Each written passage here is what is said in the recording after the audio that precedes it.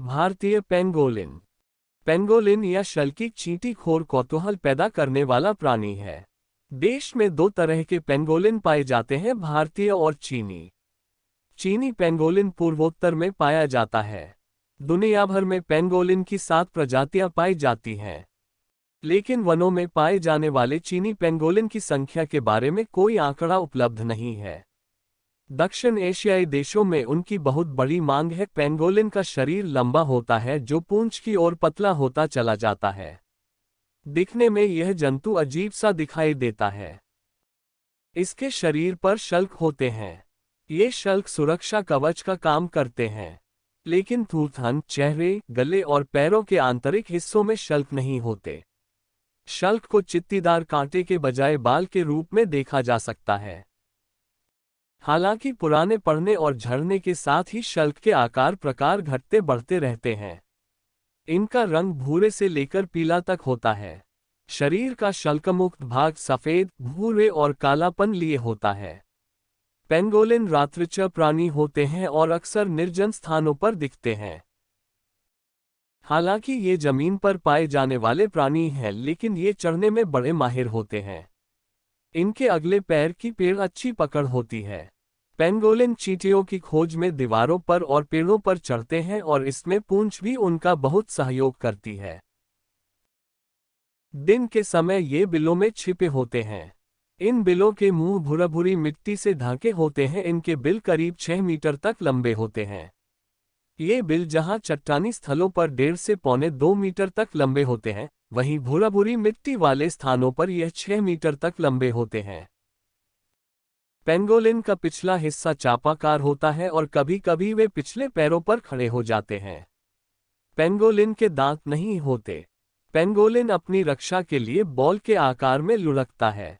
इसकी मांसपेशियां इतनी मजबूत होती हैं कि लिपटे हुए पेंगोलिन को सीधा करना बड़ा कठिन होता है। कोई मजबूत मांसभक्षी ही इनका शिकार कर सकता है। तथाकथित औषधि उद्देश्यों के लिए पेंगोलिन को मार डालने और उसके पर्यावास को नष्ट करने से उसकी संख्या काफी घट गई है। पेंगोलिन की आंखें छोटी होती हैं और पलकें मोटी होती हैं। पैरों में 5 अंगुलियां होती हैं। पिछला पैर अगले पैर की तुलना में बड़ा और मोटा होता है। जीभ करीब 25 सेंटीमीटर तक होती है और वह आसानी से अपने शिकार को अपनी जीभ पर चिपका लेती है। कपाल वृत्ताकार या शंक्वाकार होता है। मादा पेंगोलिन की छाती में 2 स्तन होते हैं। पेंगोलिन अपने खाद्य आदत के प्रति विशेष रूप से ढले होते हैं। वे दीमकों और चींटियों के घोंसले को खोदकर उसके अंडे, दीमक और चींटी खाते हैं।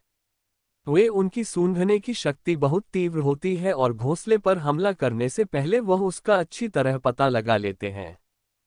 वे हमला करने के कुछ देर के अंदर ही घोंसले के सभी जीवों को चट कर जाते हैं। पेंगोलिन को बड़ी दीमक या चींटी के बजाय उनके अंडे अधिक पसंद हैं। चूंकि उन्हें दांत नहीं होते, इसलिए ये अंडे सीधे उनके पेट में चले जाते हैं। यह प्रजाति प्राथमिक एवं द्वितीयक उष्णकटिबंधीय जंगलों, चुना पत्थर के जंगलों, बांस के घने जंगलों, घास के मैदान और कृषि मैदानों में पाई जाती है। इस प्रजाति को पूर्वोत्तर में सिक्किम से आगे के क्षेत्रों में देखा गया है।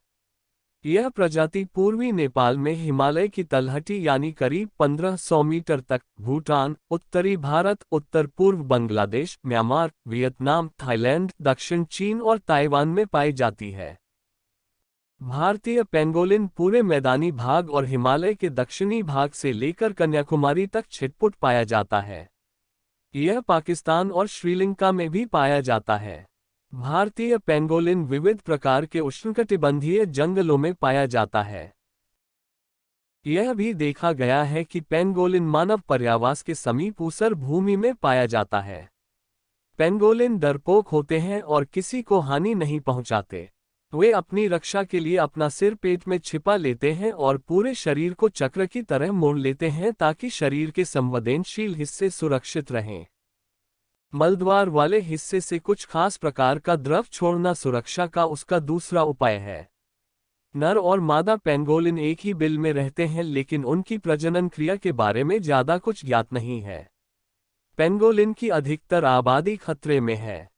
एशियाई पेंगोलिन घटते जा रहे हैं, क्योंकि लगातार इनके पर्यावास खत्म होते जा रहे हैं और इनकी त्वचा और शल्क के अंतर्राष्ट्रीय व्यापार और मांस के लिए इनका शिकार किया जाता है। दुनिया के कई हिस्सों में पारंपरिक औषधियों के निर्माण के लिए शल्क की काफी मांग होती है। कहा जाता है कि पेंगोलिन का मांस अस्थमा के इलाज और रक्त परिसंचरण बढ़ाने में कारगर होता है।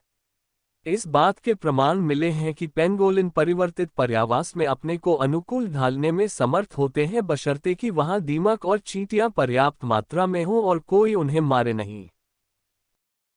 कुछ जनजातीय समुदाय जहां बड़े चाव से पेंगोलिन का मांस खाते हैं, वहीं उनके शल्क और त्वचा का अंतर्राष्ट्रीय व्यापार होता है। पूर्वी राज्यों में शिकार उत्सव के दिन शिकार की वजह से भी उन पर खतरा उत्पन्न होता है। लगातार पसरते खेत और कीटनाशकों के बढ़ते प्रयोग के चलते भी पेंगोलिन की संख्या घटती जा रही है।